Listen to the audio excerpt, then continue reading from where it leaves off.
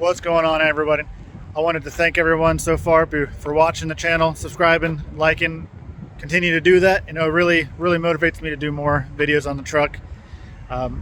Read a lot of my comments, almost every single one. A lot of them are very positive, and there are some that are not so positive about, you know, Ohio Truck Sales or buying the trucks. And this isn't about Ohio Truck Sales. It's about purchasing the truck where I happen to get it from.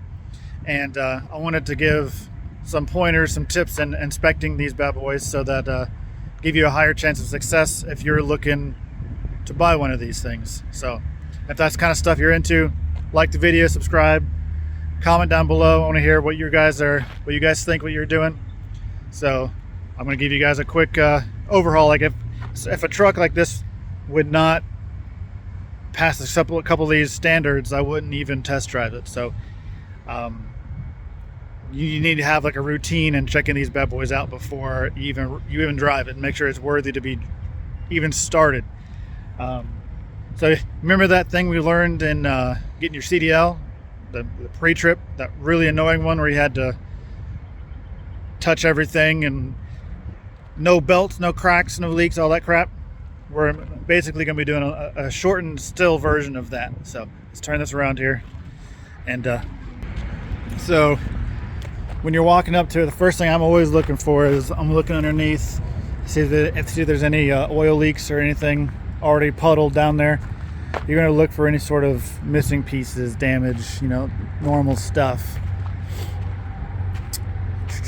You're going to look at the lights. This is before I even get into the dang thing.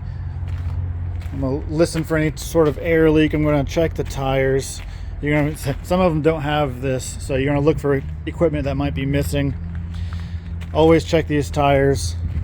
And I don't know if, since I don't have a trailer today, it's a little bit better. I like to come back and I'll check every axle. I'll check the brake depth. You want to look it down at your brakes. Because if it doesn't even have good brakes, you know, it might not be something that would deter you from purchasing the truck. But, you know, you got to do a mental tally in your head. Okay, it needs brakes. Okay, it's going to need this. You know, you want to make a list. Is that something that you can do or something you can afford to fix yourself?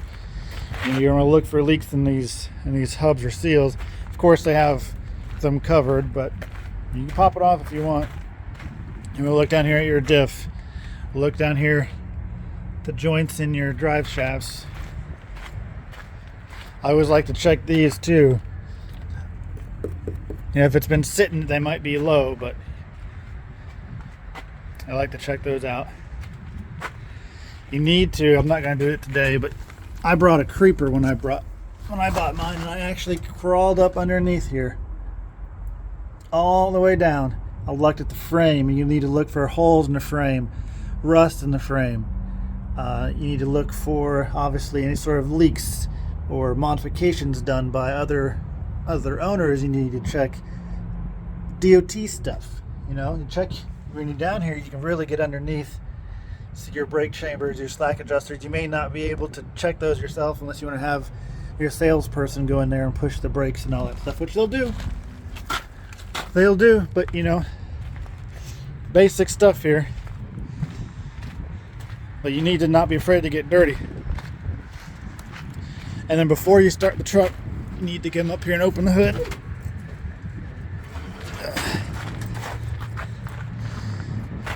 And obviously you're going to want to come check the oil. Now when you check this, you want it to be cold and not running. Let's see if I can get some light on the situation.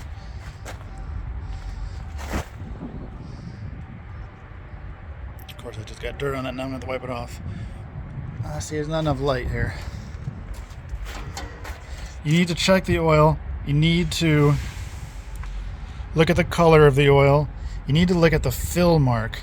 Sometimes, and I'm not saying that they'll do this, but some places will overfill the oil to, I'm not going to put that back in, I have dirt on it. I'm going to set it down here for now. They'll overfill the oil so that the oil pressure will go up more. Or, just if it's overfilled, walk away. Now, some other things I noticed in some trucks. This is your heater valves for the water to the heater. So depending on the time of year you're there, you might want to turn these. These are closed now, so you won't have any heat. But if you want to be checking the heating and AC, you need to either open or close these 4 valves so you can check either one. Now also you're going to look for leaks coming from known places, valve covers, head gaskets. You're going to be looking down towards your oil fill. Like now obviously that's just oil that has spilled from filling, and that's what this is too. But you know, you're going to look at the filters, and you look at the oil pan gaskets, look at the drain plugs, look at your air dryer. You may not have any air in the system here, but you're going to do the same thing. Your struts, you're going to look at your joints here, you're going to look at your brake pads, like this is okay. It's getting to where I think I'm going to try to do a brake job anyway. Look at the leaf springs. You want to look for cracks in those. You know, any coolant leaks. Your alternator, has it been replaced? This one does not look like it's been replaced too recently. Obviously the AC, you guys have seen it, it's new. But you gotta look for problems that are either going to occur in the near future, something that needs to be addressed now, you know, or something that can wait. So you need to look at all these hoses. And I know Caterpillars, for example, have some padding down through here. It's like a foam padding. I don't know if you probably can't see it through here. So if you see cracks around some of this stuff down here, it's like a foam sound dampening. And I didn't know that going in. But you know, it's the same stuff. You need to check it out on every single axle. Look for grease points. Look for filter leaks, coolant leaks. Look for any of these hoses that might be dry rotted. Don't be afraid to grab them.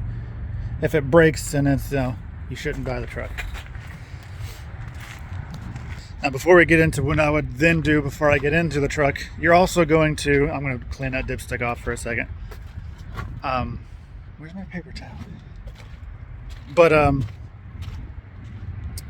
you're going to check the lights obviously as well, but we're going to get into the interior for a second. So I'll pause this video real quick, dry my dipstick off and put that back in. So hold on just a second. All right, and we're back. So got the dipstick back in. I'm going to shut the hood here. You want to do this so that you can check your lights. So the next thing I would do, climb up in here. Let me turn this camera on. Now obviously you're going to be looking for the condition of the interior of your truck, but when you turn it on, you want to look for these lights. You want to make sure you see your check engine light and all the other lights to actually come on first. That way you know that they're there and they're not just someone turned them off or the light died or whatever. So you can see they all come on and they all come off. It's very important. And then when you start the truck, you want to watch your oil pressure. It should go up relatively quickly. Boom. And another next thing you should be looking for is your air pressure should start building. Now when it's building air is when I would flip all your lights and your hazards. Let it build air. Come out. Start inspecting all your lights.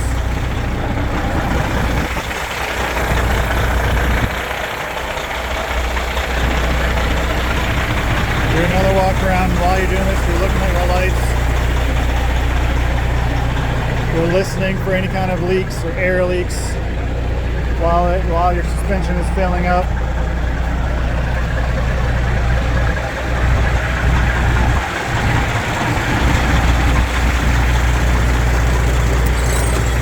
Man, it sounds good though. Let's see here. Where are we? 90? There we see, turned off. The next thing you could do, I don't know if I'll do it for this video, is wait for it to get to about 120 pounds and it should, the air dryer should release and give you that sound, which is very satisfying when you've done it yourself.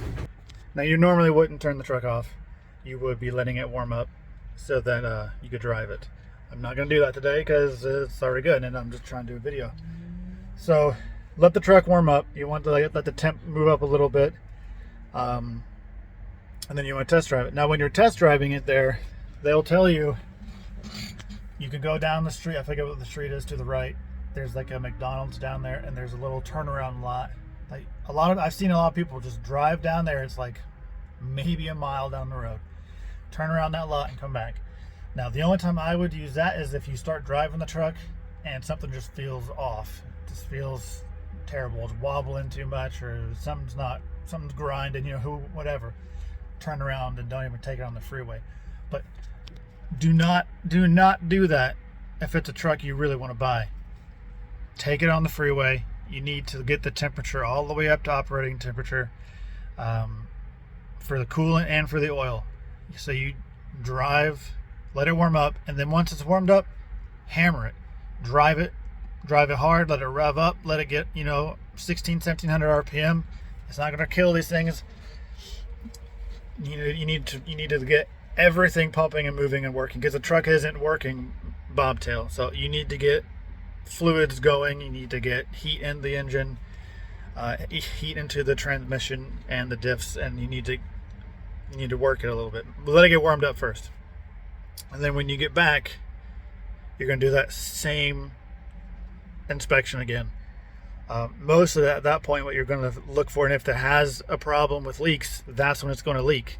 I drove a couple of even the expensive trucks, and as soon as I got it back and it was hot and everything had pressure, oil was just pouring out by where the transmission and engine mount together, at the main seal, I think, pouring out. And I seen another one where a coolant leak happened back outside, obviously underneath the cab.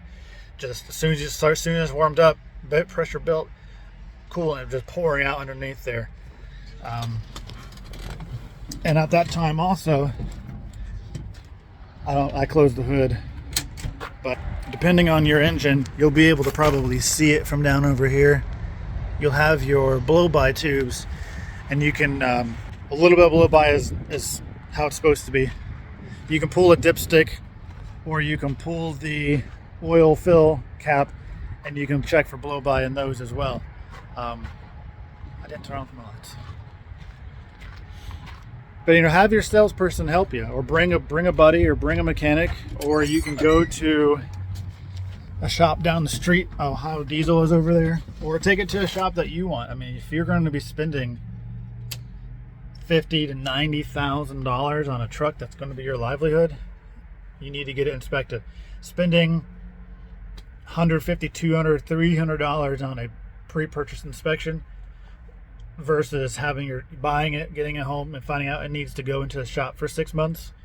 I mean, that's a no-brainer. It's a safe investment to do the pre-purchase inspection. Have someone come out, take it somewhere. You can put a deposit on the truck if it gets as far as you think it's good, but you're not a mechanic, or you're not mechanically inclined, but you've done some of the stuff I've shown you, and everything is good. Put a deposit on the truck, and then take it to a shop. It'll hold it for a week. And then I guess the way they do it, their deposits are not refundable, but you can move it to another truck, or it'll come off of the price if you buy that truck, or whatever truck you buy. So you won't lose it, but put the money down. You're not getting it back unless you buy a truck. But yeah, you need to go through these things with a fine-tooth comb. Check every light. Check the cigarette outlets for the power. Check all the switches. See what they go to. See what works. See what doesn't work. Check all your gauges. Check your cabinet doors. Check the outlets back there. Go back and check the lights. Look at these windows. Most of these windows are cracked. I can't believe I actually got ones that are not. And when it's warmed up as well, you can look out here. Look at your exhaust for different color exhaust. You don't want any colors. You don't want any black smoke. If black smoke, you're running rich. You don't want any white smoke blowing coolant. You don't want any blue smoke, you're burning oil. So, see how it rides, check every switches, check the radio, check the speakers. Just little things that you're not going to think about when you're buying the truck are going to cost you money in the long run. Check the AC, check the heat, check the windshield wipers, check the mirrors, check the mirror heat. You know, check the seats, see if the air fills up in these seats, if it's going to raise you. You know, check the bed. Make sure that that thing folds up and down. You have a refrigerator, check it. If you don't have a refrigerator, why? You know, let's make sure the plug's still back there. Make sure it has power. Bring with you like a freaking phone charger and plug it into there, and just make sure it's got power. You know. But I just want everyone else to have a good experience buying a truck wherever you. I don't care where you buy it from, but I know I hear a lot of these bad stories of guys who buy these trucks and then they're down 6-7 months doing a rebuild, or you know, does something happen the next month? And of course that can happen with any truck, I mean, especially an older one. But you know, I want to hear more positive stories about people buying these older trucks, just because these things were made to be rebuilt. And you know, I like to keep these on the road. Personally, I like to see these things more than I like to see. What do we got? Freightliner. You know,